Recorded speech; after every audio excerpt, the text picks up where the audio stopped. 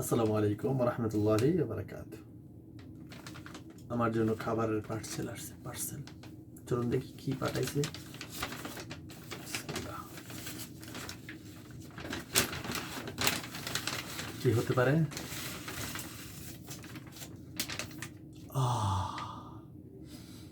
সেই রকম তো গন্ধটা সেই লাগতেছে।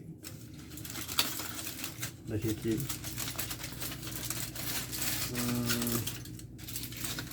কি হতে পারে।